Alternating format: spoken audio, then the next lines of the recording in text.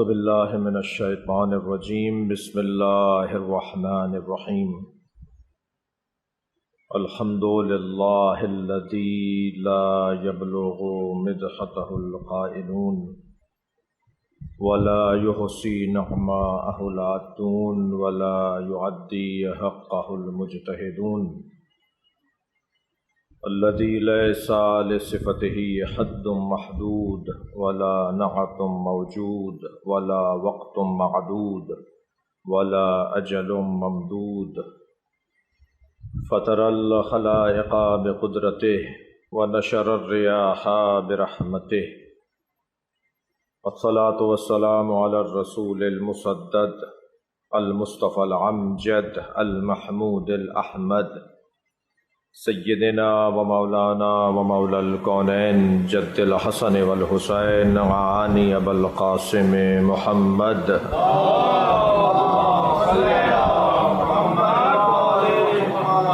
وآلہ الطیبین الطاہرین المعصومین الذین قال اللہ انما یرید اللہ لیذہب عنکم الرجس اہل البیت وَيُطَهِّرَكُمْ تَطْهِيرًا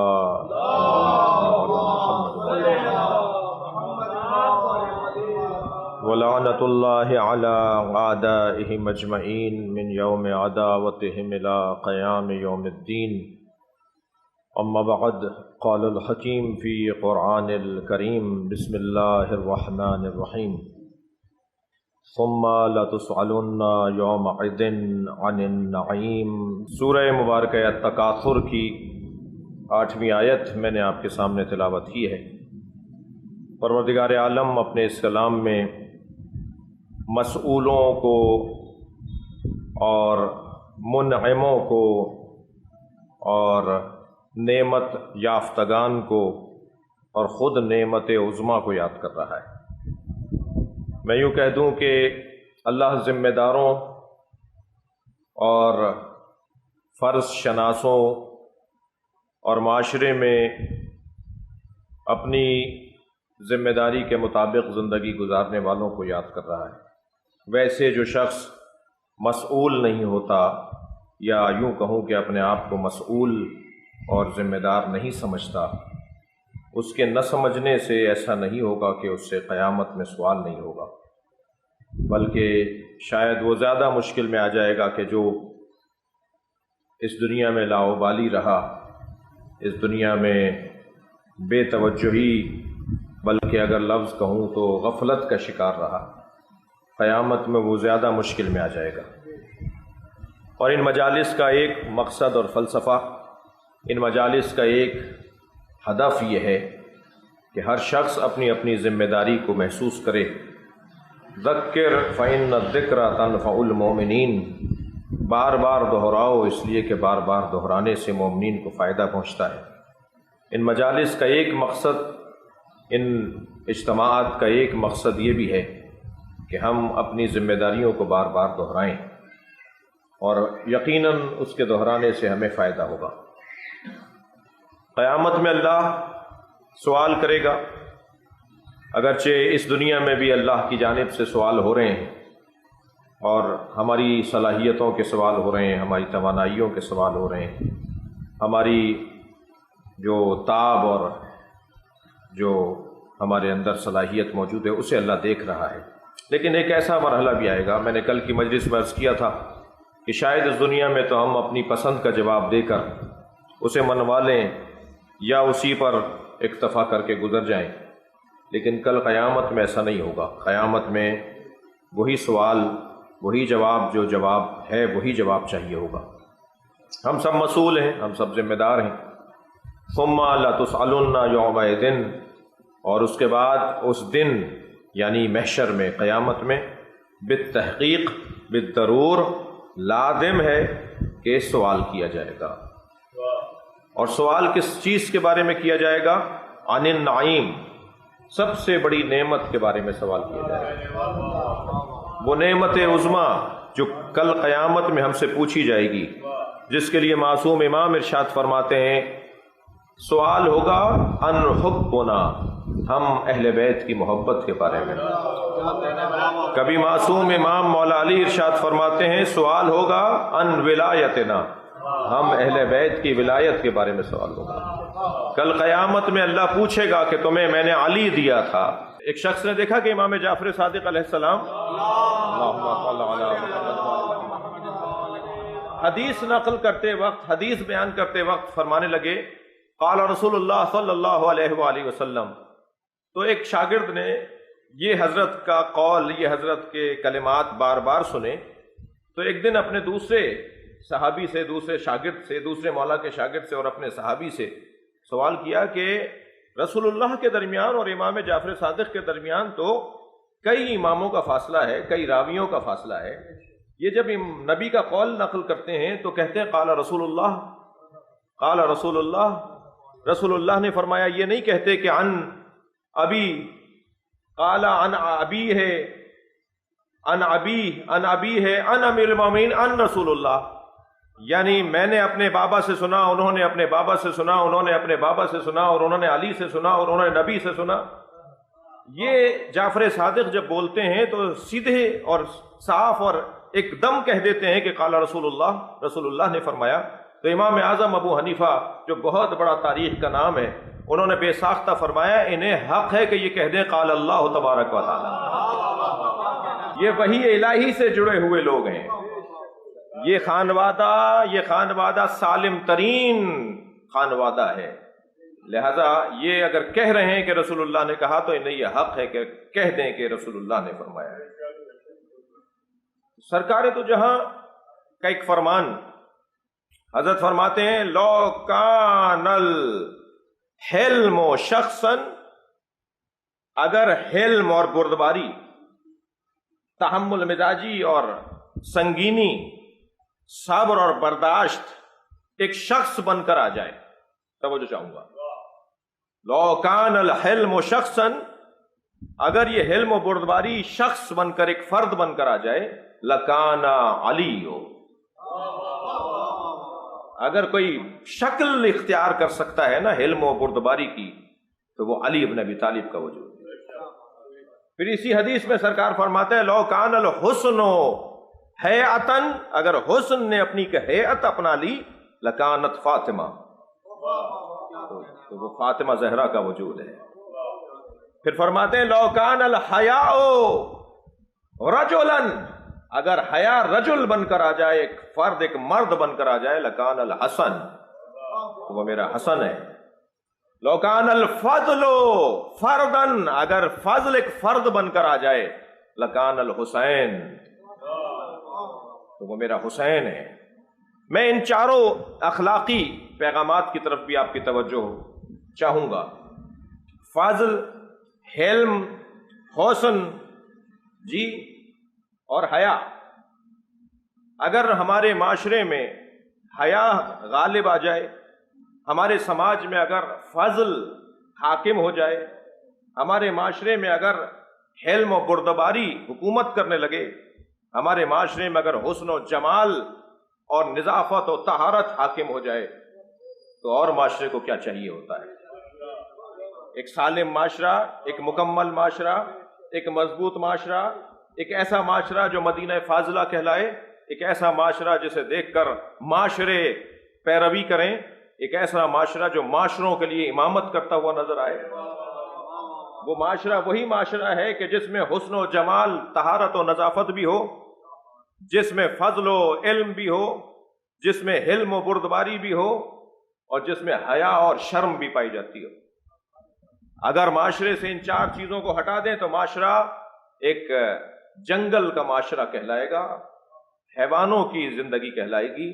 انسان کو انسان کہلانے کے لیے انہی خطوط پر عمل کرنے کی ضرورت ہے، اور یہ وہ واحد ذات ہے کہ جس ذات کے بارے میں میں اور آپ عاجز و ناتوان نظر آتے ہیں، اس لیے کہ ینابع المودہ میں اہل سنت کے عالم دین نے کیا خوب اس حدیث کو لکھا ہے کہ سرکار دو جہاں فرماتے ہیں لو کان الاشجار قلم، اگر اشجار قلم بن جائیں، والبحر مداد، اور سمندر سیاہی اور روشنائی بن جائیں اور دوات بن جائیں، والجن حساب، اور جن حساب کرنے والے بن جائیں، والانس کتاب، اور انسان سب مل کر لکھنے والے بن جائیں، ما احصو فضائل علی بن ابی طالب، تو یہ سب مل کر بھی علی کے فضائل کو جمع نہیں کر سکتے۔ یعنی اگر پوری دنیا کے درخت شجر بن جائیں، پوری دنیا کا سمندر اور بحر روشنائی بن جائے، اور جن حساب کرنے بیٹھ جائیں اور انسان لکھنے بیٹھ جائیں، تو علی بن ابی طالب کے فضائل کو جمع نہیں کر سکتے۔ میں یہیں سے آپ کی دقت چاہوں گا، کیا فرمایا سرکار نے؟ ما احصو فضائل علی بن ابی طالب، یہ سب توانائیاں جڑ جائیں تو علی کے فضائل کا احصاء نہیں کیا جا سکتا، انہیں شمار نہیں کیا جا سکتا، ان کی گنتی نہیں کی جا سکتی۔ میں قرآن مجید کا سہارا لیتا ہوں، پروردگار عالم نے قرآن میں ایک آیت میں ہماری رہنمائی فرمائی، ارشاد ہوا ان تعدوا نعمت اللہ لا تحصوها، اگر تم اللہ کی نعمت کو گننا چاہو گے بھی تو اسے گن نہیں پاؤ گے۔ بھائی اس نعمت کو تلاش کر رہے ہیں نا کہ جس نعمت کے بارے میں قیامت میں سوال ہونا ہے، وہ نعمت عظمیٰ جس کے بارے میں قیامت میں کل سوال ہونا ہے۔ تم نے اگر چاہا ان تعدوا نعمت اللہ، اگر تم نے اللہ کی نعمت کو چاہا، گننے کی کوشش کرنا چاہی، لا تحصوها، تم اللہ کی نعمت کو گن نہیں پاؤ گے۔ یا نعمت کا لفظ ہے، انعام کا لفظ نہیں ہے، انعم کا لفظ نہیں ہے، ایک نعمت کے بارے میں بات ہو رہی ہے۔ تم نے اللہ کی ایک نعمت، اچھا ایک نعمت کو گننے کی کیا مشکل ہے؟ ایک نعمت ہے، اس کو گن لیا، ایک ہے، جب کہہ دیا ایک تو ایک۔ یہ جو ایک نظر آتا ہے، سمندر بھی ایک نظر آتا ہے نا، صحرا بھی ایک نظر آتا ہے نا، آسمان بھی ایک نظر آتا ہے نا۔ اب اگر کوئی کہہ دے کہ یہاں تو قرآن نے کہا ہے کہ ایک نعمت کو تم نہیں گن سکتے، نعمت کا لفظ ہے تو ایک ہے تو گن لیا، دقت چاہوں گا۔ جب نعمت ہے، مفرد ہے تو گن لیا۔ اب اس میں یہ کیا آیت کہہ رہی ہے کہ اگر تم نے اللہ کی نعمت کو گننا چاہا کہ تو اس کی نعمت کو شمار نہیں کر سکتے، تو نعمت تو ایک ہوئی تو شمار ہو گئی؟ نہیں، بہت ساری چیزیں ہمیں ایک نظر آتی ہیں مگر اپنے بطن میں وہ لاکھوں بطن رکھتی ہیں۔ بھائی آپ قرآن مجید کی ایک آیت کو ہی لے لیجئے، قرآن مجید کی ایک آیت ہمیں ایک نظر آتی ہے یا نہیں؟ اہل دل سے کوئی پوچھے، اہل دقت سے کوئی پوچھے، عرفاء سے کوئی پوچھے، اولیاء الہی سے جا کر پوچھیں، ایک آیت ہے؟ ایک آیت نہیں ہے، ایک آیت کے 70 باطن ہیں، ایک آیت کے 70 تعویلات ہیں، ایک آیت نہیں ہے، سمندر معرفت ہے۔ ایک نگاہ میں دیکھا جی سمندر کتنے، یہ کراچی کا سمندر، جا کے دیکھا جی کراچی کا سمندر ایک سمندر ہے، کراچی میں 10 سمندر ہیں کیا؟ مگر اس ایک میں کیا کچھ پایا جاتا ہے؟ اس ایک میں کتنی لا تعداد اللہ کی مخلوقات پائی جاتی ہیں۔ تو یہ ہے ایک، بس کبھی کبھی آپ نے یہ لفظ سنا ہوگا کہ وہ اپنی ذات میں لشکر ہے۔ جب کوئی ایک نظر آئے مگر اس کے اندر بطن ہی بطن پائے جاتے ہوں، ایک نعمت کو شمار نہیں کر سکتے اللہ کی۔ آیت کا سہارا لوں گا، سورہ مبارکہ آل عمران کی آیت، وَاعْتَصِمُوا بِحَبْلِ اللَّهِ جَمِيعًا وَلَا تَفَرَّقُوا وَاذْكُرُوا نِعْمَتَ اللَّهِ عَلَيْكُمْ، اللہ کی رسی کو مضبوطی کے ساتھ تھامے رکھو اور خبردار جھگڑوں میں نہ پڑو۔ وَاذْكُرُوا نِعْمَتَ اللَّهِ عَلَيْكُمْ، ذہن مبارک میں رہے کہ قیامت میں اللہ کی سب سے بڑی نعمت کے بارے میں سوال ہوگا، تو ہم اللہ کی اس نعمت پر غور کر رہے ہیں کہ وہ نعمت ہے کیا کہ جس کے بارے میں قیامت میں سوال ہونا ہے۔ قرآن پھر پکار کے کہہ رہا ہے کہ اللہ کی رسی کو مضبوطی کے ساتھ تھامے رکھو اور رسی کے بارے میں جھگڑا نہ کرو، الجھو نہیں، لڑائیاں نہ کرو۔ میں نے کوئی جلدی میں کہہ دیا، دقت دوبارہ چاہوں گا۔ ترجمہ ہوتا ہے وَاعْتَصِمُوا بِحَبْلِ اللَّهِ جَمِيعًا وَلَا تَفَرَّقُوا، اللہ کی رسی کو مضبوطی کے ساتھ تھامے رکھو اور تفرقے میں نہ پڑو۔ یہ تفرقے میں نہ پڑو، اختلاف نہ کرو، جھگڑا نہ کرو، اختلاف رائے نہ کرو، یہ جو اللہ منع کر رہا ہے یہ تو جمود طاری ہو جائے گا معاشرے پر، یہ تو علم کے دروازے بند ہو جائیں گے، یہ تو تحقیق کے رستے مسدود ہو جائیں گے۔ اگر کوئی یہ کہے کہ صاحب اختلاف نہ کرو، میں یہاں ممبر پہ جو چاہوں بیٹھ کر بول دوں اور آپ مجھ سے اختلاف نہ کریں، تو یہ والا مرحلہ اور یہ والی کیفیت تو معصوم کے لیے ہی ممکن ہے کہ ہم ان سے اختلاف نہ کریں۔ یعنی اگر وہ منظر ہمیں نظر آئے کہ امام معصوم منبر پہ تشریف فرما ہوں اور کچھ فرما رہے ہوں تو ہمیں حق نہیں ہے کہ ہم ان سے اختلاف کریں. اگر سرکار دو جہاں ممبر مبارک پر تشریف فرما ہو اور سرکار کچھ بات کریں چاہے وہ مجھے پسند نہ آئے تو حق ہے اور یہی صحیح ہے کہ میں ان سے اختلاف نہ کروں. لیکن مجھ سے تو آپ اختلاف کر سکتے ہیں. تو یہ قرآن کیا کہہ رہا ہے کہ اختلافات میں نہ پڑھو, تفرقے میں نہ پڑھو؟ نہیں, ترجمہ یہ بہت دقیق نہیں ہے. ترجمہ یہ صحیح ہوگا کہ وَاعْتَصِمُوا بِحَبْلِ اللَّهِ جَمِيعًا وَلَا تَفَرَّقُوا, اللہ کی رسی کو مضبوطی کے ساتھ تھامے رکھو اور رسی کے بارے میں جھگڑا نہ کرو. اللہ کی رسی کے بارے میں جھگڑا نہ کرو. اللہ کی رسی یا علی ہے یا قرآن ہے. نہ علی لڑنے کا موضوع ہے نہ قرآن جھگڑے کا عنوان. میرے مولا حسین کا ایک فرمان حضرت فرماتے ہیں اِنَّا حَوَائِجَ النَّاسِ, مولا حسین کا فرمان تمام حاضرین اور محترم سننے والوں کی خدمت میں حاضر ہوں. اِنَّا حَوَائِجَ النَّاسِ قَدْ مِنْ عَنْعُمِ اللَّهِ, لوگوں کی حاجتیں اللہ کی نعمتوں میں سے نعمتیں ہیں. فَلَا تَمِيلُوا مِنْ عَنْعُمِ اللَّهِ, خبردار نعمتوں کو لینے میں کبھی سست نہ ہو جانا. لوگوں کی حاجتیں لو, جا کے ان کے مسائل کو حل کرنے, خود سے بڑھ کر کہو کہ یہ مسئلہ ہم تمہارا حل کریں گے. عجیب منظر ہے, میرے مولا امام جعفر صادق علیہ السلام خانہ کعبہ کا طواف کر رہے ہیں. اب اسے دوبارہ سے دیکھنے کی ضرورت ہے کہ وہ طواف مستحبی طواف تھا یا واجب طواف تھا. طواف کے درمیان حضرت کے کان میں ایک حاجت مند کی آواز آئی. ایک ضرورت مند پکار رہا تھا کہ میری مدد کی جائے. حضرت نے طواف کعبہ چھوڑ دیا اور اس کی مدد کی, اور دوبارہ سے آ کر حضرت نے اپنے طواف کو مسلسل کیا. بعد از طواف چاہنے والے نے پوچھا مولا آپ نے بیت اللہ کا طواف چھوڑ دیا؟ تو حضرت نے فرمایا ایک مومن کا دل بیت اللہ سے زیادہ معظم ہے. فرمایا مجھے اس بات کا خوف تھا کہ کہیں کوئی مجھ سے پہلے اس کی حاجت رفع نہ کر دے, لہذا فاستبقوا الخیرات, قرآن پکار کے کہہ رہا ہے نیکی کے کاموں میں مقابلہ کرو. ہمیں اللہ نے بہت سارے کاموں میں مقابلے کی اجازت نہیں دی ہے جس میں شاید ہم وارد ہو چکے ہیں, ہمارا معاشرہ اس کام میں مشق کر رہا ہوتا ہے, لیکن نیکی کے کاموں میں مقابلہ کرنے کی اجازت نہیں. حکم دیا ہے اللہ نے کہ نیکی کے کاموں میں ایک دوسرے پر سبقت لینے کی کوشش کرو.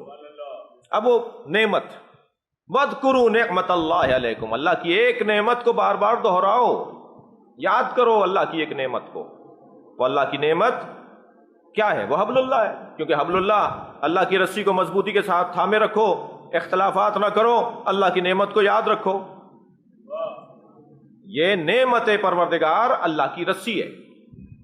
وَاذْكُرُوا نِعْمَتَ اللَّهِ عَلَيْكُمْ اِذْ كُنْتُمْ, اب دیکھیں آیت کا لہجہ دیکھیں, پھر بات اور روشن ہوتی چلی جائے گی کہ یہ نعمت عظمائے ولایت علی ہے, یہ نعمت عظمائے امامت علی ہے, حب علی ہے, جس سے اگر میں اور آپ جڑ جائیں تو نہ جہنم ہمیں نظر آئے گا اور نہ جنت سے ہمیں دور کیا جائے گا. اسی آیت میں آپ لے لیجئے, اسی آیت میں لے لیجئے, فرمایا کہ اس نعمت کو بار بار دہراؤ. وَاذْكُرُوا نِعْمَتَ اللَّهِ عَلَيْكُمْ إِذْ كُنْتُمْ أَعْدَاءً فَأَلَّفَ بَيْنَ قُلُوبِكُمْ فَأَصْبَحْتُمْ بِنِعْمَتِهِ إِخْوَانًا, تم ایک دوسرے کے دشمن تھے. کنتم اعداء, تم ایک دوسرے کے دشمن تھے.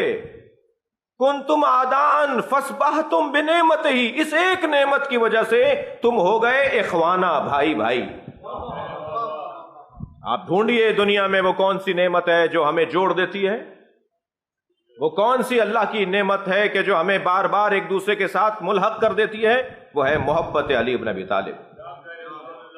اب یہ ایک سبب مولا علی سے بار بار جڑنے کا, ان کے ذکر کو بار بار تکرار کرنے کا. اچھا, ایک واضح مطلب یہ بھی رہے کہ ذہن علی میں کہ جس کا ذکر بار بار کرنے کا حکم دیا جا رہا ہے اس کا ذکر اتنا تو ہوگا نا کہ ہر بار نیا ہو.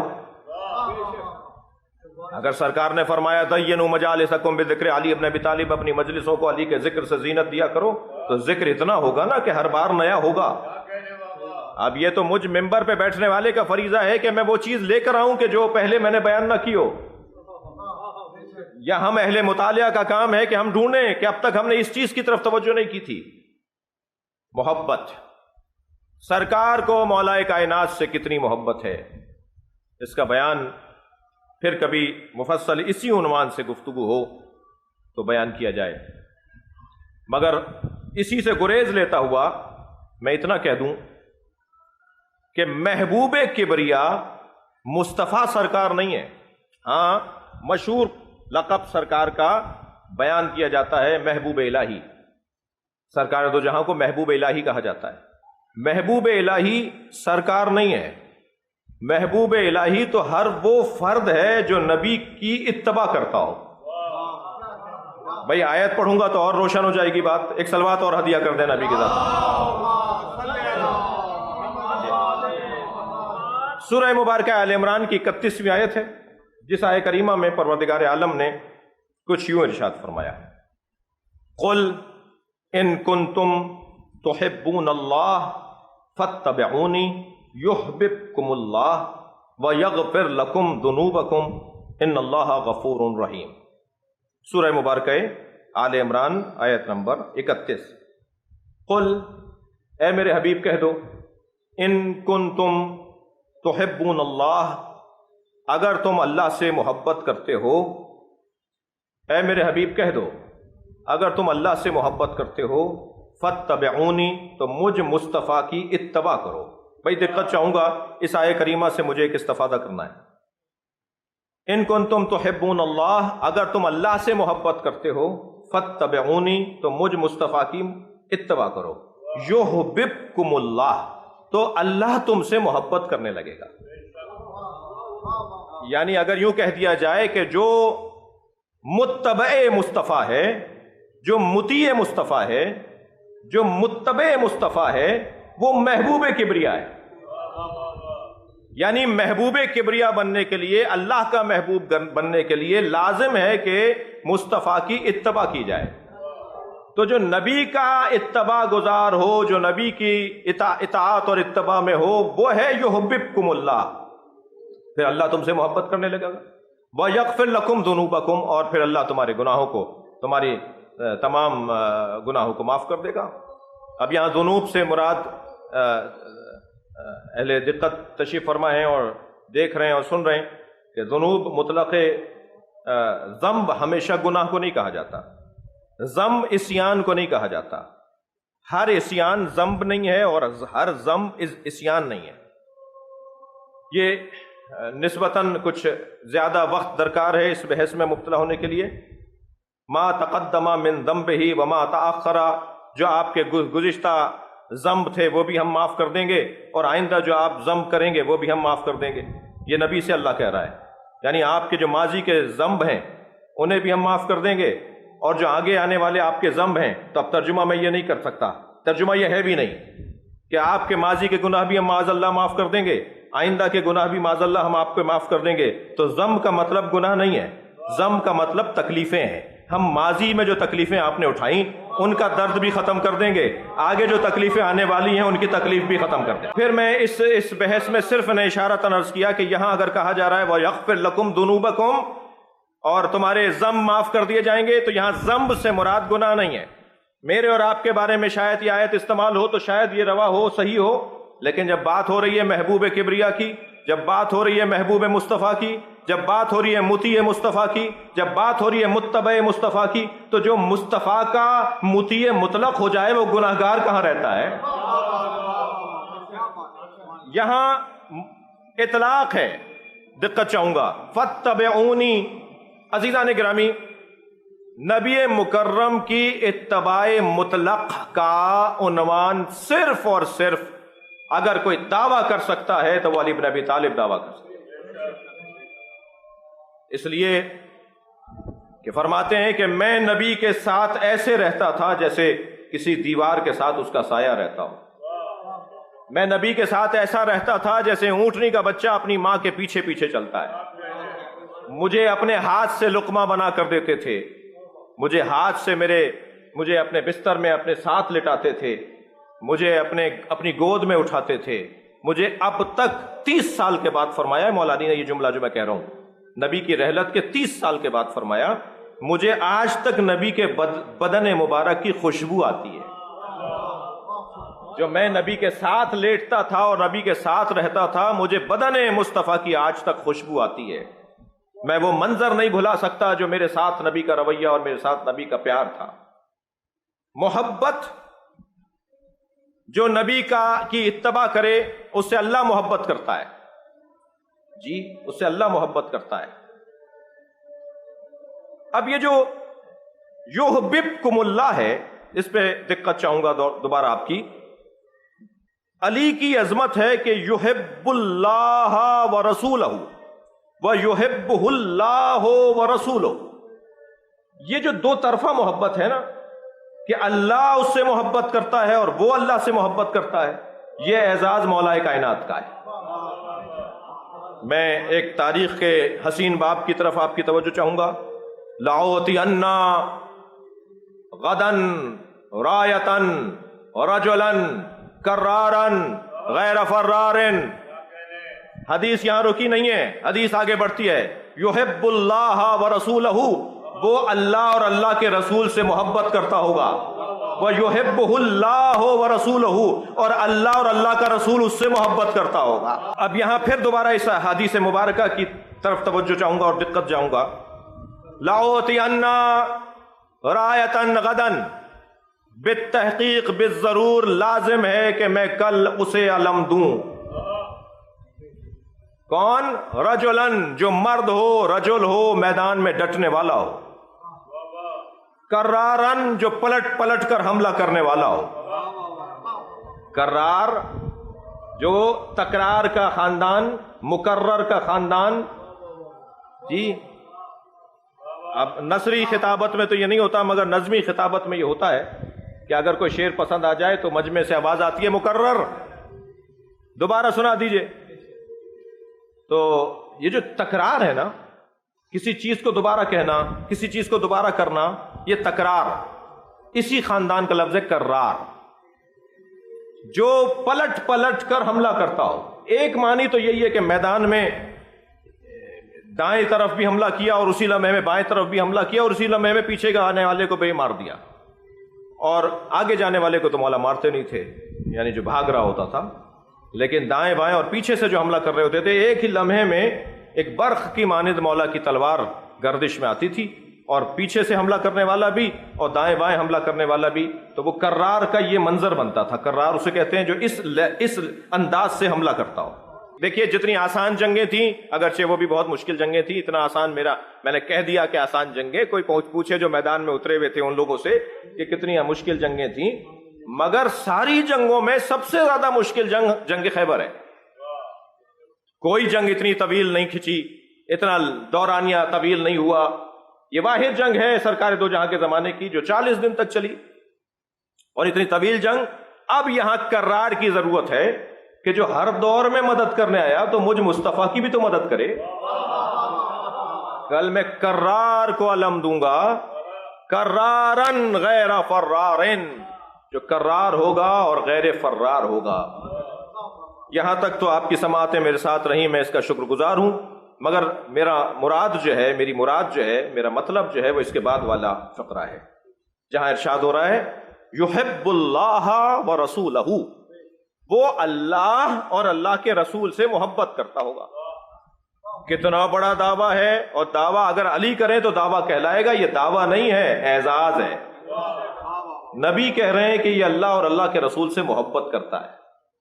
میں علم اسے دوں گا جو اللہ اور اللہ کے رسول سے محبت کرتا ہوگا. فقرہ حدیث کا یہاں مکمل نہیں ہوا، حدیث یہاں مکمل نہیں ہوئی. وَيُحِبُّهُ اللَّهُ وَرَسُولُهُ، اور اللہ اور اللہ کا رسول بھی اس سے محبت کرتا ہوگا. یہ وہ محبت کہ اللہ اور اللہ کا رسول بھی اس سے محبت کرتا ہوگا، یہ وہ عشق الہی ہے، وہ جو عشق مصطفائی ہے، وہ اس وادی کے اندر بیان ہو رہی ہے. اللہ اکبر. فرمایا جنت میں علی مجھ سے پہلے داخل ہوں گے. سرکار دو جہاں نے فرمایا جنت میں علی مجھ سے پہلے داخل ہوں گے. تو ایک صحابی رضی اللہ تعالیٰ عنہ کھڑے ہو گئے اور فرمایا یا رسول اللہ ہم نے آپ سے سنا ہے کہ آپ نے فرمایا کہ کوئی نبی بھی مجھ سے پہلے جنت میں نہیں جائے گا۔ آپ نے ایک جگہ فرمایا کہ کوئی نبی مجھ سے پہلے جنت میں نہیں جائے گا، اور آج ابھی آپ سے ہم نے سنا کہ آپ نے فرمایا علی آپ سے پہلے جنت میں جائیں گے۔ تو میرے مولا نبی نے فرمایا علی صاحب لواء الحمد، علی محشر میں میرا علم اٹھا کے چلے گا، وَأَنَا عَلَىٰ أَثَرِ قَدَمَيْهِ، اور میں علی کے پیچھے چل رہا ہوں۔ ہمیشہ علمدار آگے چلتا ہے، لشکر پیچھے چلتا ہے۔ دیکھیے اس حدیث مبارکہ میں چند الفاظ ہیں جن پر پھر دقت کی ضرورت ہے۔ لَأُعْطِيَنَّ رَایَةً غَدًا، میں کل علم دوں گا رجلاً، رجل کو، یہ جو کل ہے نا، کل علم دوں گا، یہ ایک حسین اور لطیف سرکار دو جہاں کی رہنمائی ہے۔ کل علی کا ہے۔ آج خوب علی کو دکھ پہنچا لو، آج خوب علی کو تکلیفیں پہنچا دو، کل علی کا ہے، مستقبل علی کا ہے۔ غدن، میں کل علم دوں گا، یہ کیونکہ کل ہے ہی علی کا۔ بھائی ہم میں سے ہر شخص اپنی کل کی تلاش میں ہے۔ نماز پڑھ لو بیٹا تاکہ کل اچھا ہو جائے، بیٹا اسکول چلے جاؤ، کالج چلے جاؤ، خوب اچھی طرح پڑھ لو، تمہارا مستقبل اچھا ہو جائے۔ ہر شخص کل کی تلاش میں ہے نا۔ مجھے کہنے دیجئے آج اگر ہم مجلس میں بیٹھے ہیں تو ہم کل کی وجہ سے ہی بیٹھے ہیں کہ ہماری قبر اچھی ہو جائے، ہمارا محشر اچھا ہو جائے، ہماری عاقبت بخیر ہو جائے۔ ہر شخص کل کی تلاش میں ہے۔ آج تو بہت سو کا اچھا گزر جاتا ہے، ویسے بھی زیادہ تر ظالموں کا آج اچھا گزرتا ہے، مظلوم کا تو کل ہوتا ہے۔ جی آج تو بہت سو کا اچھا گزر جاتا ہے، اصل تو کل کی تلاش ہے، مستقبل کی تلاش ہے۔ بعض مراحل میں ہمارا عقیدہ ذرا ہچکولے لے رہا ہوتا ہے، ذرا تذبذب کا شکار ہو رہا ہوتا ہے جب مصیبتیں اور پریشانیاں ہماری بڑھ رہی ہوتی ہیں، مگر پھر ایک ہی آواز دوبارہ تکرار ہو کر اندر سے آتی ہے کہ گزار دو اس وقت کو، کل اچھا ہو جائے گا۔ آج پریشانی کا وقت ہے، گزار دو۔ بہت بڑا نام ہے محمود ایاز کا، محمود غزنوی کا نوکر غلام ایاز، بڑی اہمیت دیتے تھے محمود غزنوی اسے، وزیروں کے ساتھ کرسی پر بٹھاتے تھے، اور وزیروں کا اعتراض ہوتا تھا کہ صاحب ایک غلام ہو کر ہمارے ساتھ کرسی پہ بیٹھتا ہے، دربار میں خاص نشست اس کی قرار دی جاتی ہے۔ تو اعتراض ہوتا تھا تو وہ کہتے تھے ذہین ہے، سمجھدار ہے، اچھے مشورے دیتا ہے۔ تو کسی نے کہا جی آج ذرا آزمائش کر لی جائے کہ یہ کتنے ذہین ہے۔ تو محمود غزنوی نے کہا جی ایک جملہ مجھے بتایا جائے جو مجھے غم میں بھی کام آئے اور خوشی میں بھی کام آئے۔ ایک ہی جملہ بتاؤ، ایک ہی فارمولہ بتاؤ، ایک ہی جملہ کہو جو میں غم میں مبتلا ہوں تب بھی میرے لیے وہ اچھا رہے، اور بہت خوشیاں مل رہی ہوں تب بھی میرے کام آ جائے۔ کسی نے کچھ کہا، کسی نے کچھ کہا، تسلی نہیں ہوئی محمود غزنوی کو۔ جب ایاز سے پوچھا ایاز تم بتاؤ، کہنے لگے حضور یہ وقت بھی گزر جائے گا۔ یہ سوچ لیجئے کہ یہ وقت بھی گزر جائے گا، یہ پریشانی میں بھی کام آئے گا اور یہ خوشی میں بھی کام آئے گا، یہ وقت گزر جائے گا۔ تو وقت جو موجود وقت ہوتا ہے، حاضر وقت ہوتا ہے، وہ ذمہ داریوں کی ادائیگی کا ہوتا ہے، نتیجہ تو ویسے ہی کل نکلتا ہے۔ کبھی بھی انسان نتیجہ آج نہیں لیتا، نتیجہ ہمیشہ کل نکلتا ہے۔ جب نتیجہ کل نکلنا ہے تو پھر کل ہی تو ہے کہ جو انسان کی قیمت ہے۔ آج تم اپنی ذمہ داریوں کو ادا کرو، کل تمہاری ذمہ داریوں کے مطابق حسین بن سکتا ہے۔ البتہ ہم پابند فرائض ہیں، پابند نتائج نہیں ہیں۔ ہم اپنی ذمہ داریوں کو ادا کرنے کے تو پابند ہیں، مگر نتیجہ کیا نکلے گا ہم اس کے ہمارے ہاتھ میں ہی نہیں ہے۔ تو جو کل ہے نا، کیا کچھ نہیں ہوا مولا علی کے ساتھ، کیا کچھ نہیں کیا گیا اس گھرانے کے ساتھ، مگر کل علی کا ہے۔ دیکھیے رجل کا لفظ اگر نساء کے ساتھ آ جائے تو اس کا ترجمہ اور ہے، رجل کا لفظ اگر ابن کے ساتھ آ جائے تو اس کا ترجمہ اور ہے، رجل کا لفظ اگر بنت کے ساتھ آ جائے تو اس کا ترجمہ اور ہے۔ رجل کا لفظ ہمیشہ ایک ترجمے کے ساتھ نہیں ہوگا، وہ سیاق و سباق کو دیکھ کر اہل دقت اہل علم اس کا ترجمہ کرتے ہیں۔ یہاں پر کیا بیان ہو رہا ہے؟ لَأُعْطِيَنَّ رَایَةً غَدًا رَجُلًا، میں ایک رجل کو علم دوں گا۔ رجل، اچھا ایک اور آیت سے سہارا لے لیتا ہوں تاکہ اس لفظ رجل کو میں سمجھنے میں مجھے آسانی ہو جائے۔ وَمِنَ النَّاسِ مَن یشری، ارشاد ہوا من المؤمنین رجال صدقوا ما عہد اللہ علیہ، مومنین میں سے کچھ رجال ہیں، جی مومن عورت بھی ہے مرد بھی ہے، مومنین میں سے کچھ رجال ہیں۔ اب ترجمہ خلاف ادب نہ ہو جائے کہ مومنین میں سے کچھ مرد ہیں، یہ ترجمہ شاید خلاف ادب رہے، لہٰذا میں پھر پلٹ رہا ہوں اپنے اسی ترجمے کی طرف۔ مومنین میں سے کچھ ایمان پر قائم رہنے والے ہیں۔ اب ایمان کے ساتھ، مومن کے ساتھ رجل کا لفظ آیا ہے، تو جو ایمان میں رجل ہو، جو اپنے مومن ہونے میں رجل ہو، جو اپنے ایمان سے ہاتھ نہ اٹھاتا ہو۔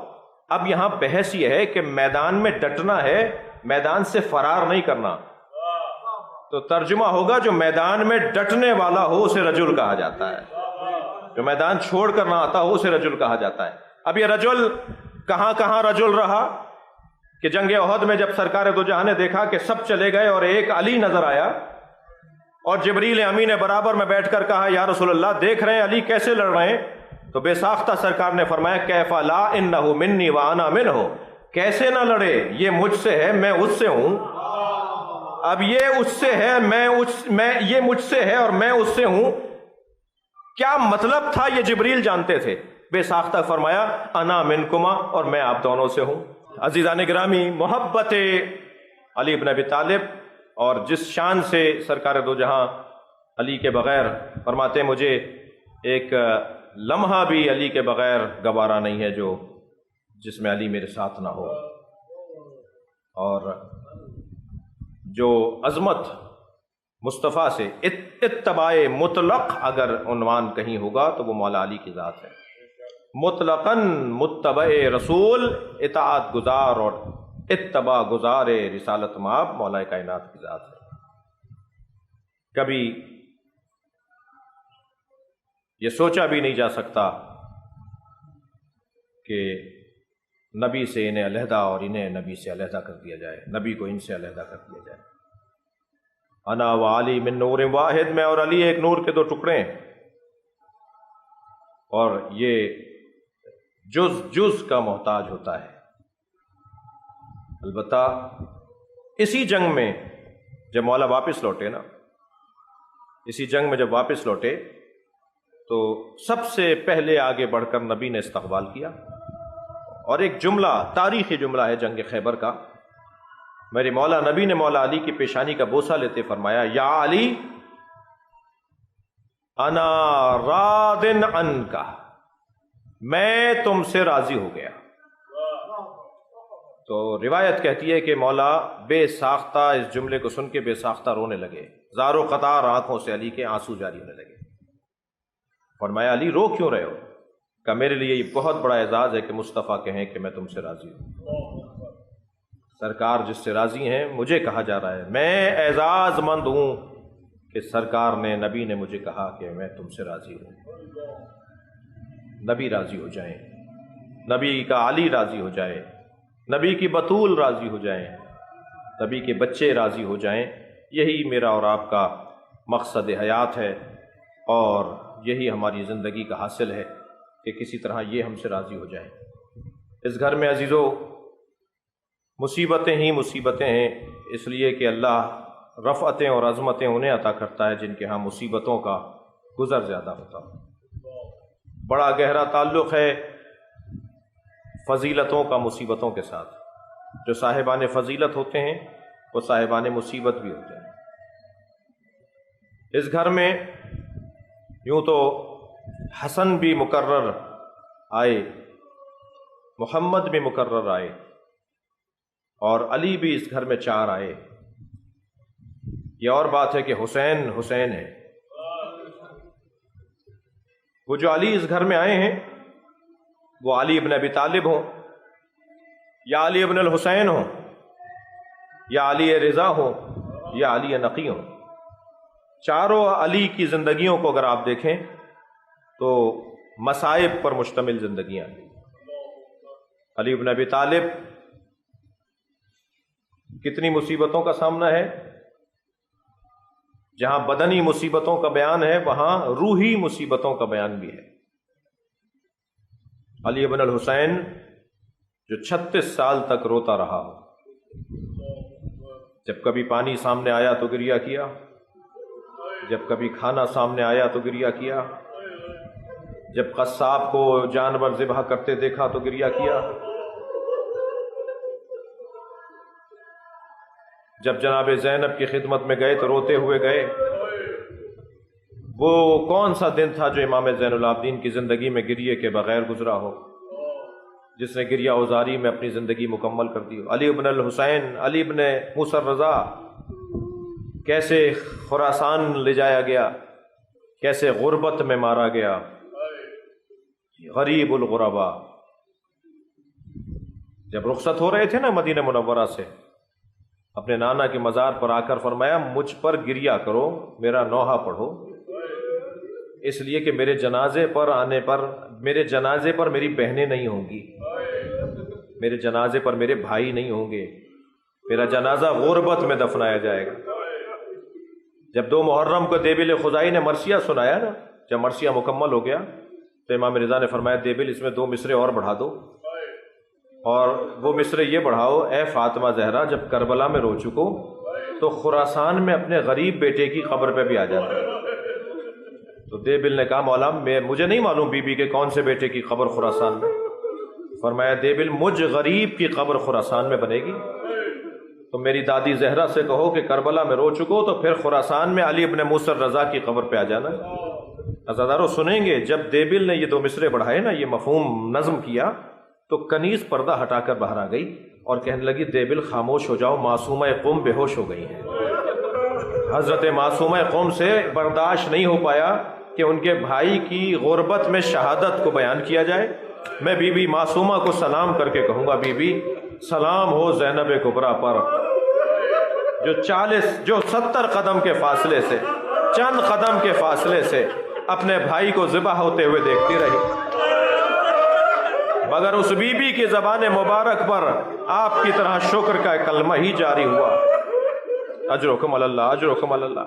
امام علی نقی جن کا بستر مبارک ان کا کھینچا گیا، جن کے گھر کو آگ لگائی گئی، روایت کہتی ہے جب امام علی نقی کے گھر کو آگ لگائی گئی تو امام کبھی مشرق کی طرف دوڑتے تھے، جاتے تھے، کبھی مغرب کی طرف جاتے تھے، اور بس ایک ہی آواز لگا رہے تھے، میری بچیوں کو جلنے سے بچاؤ،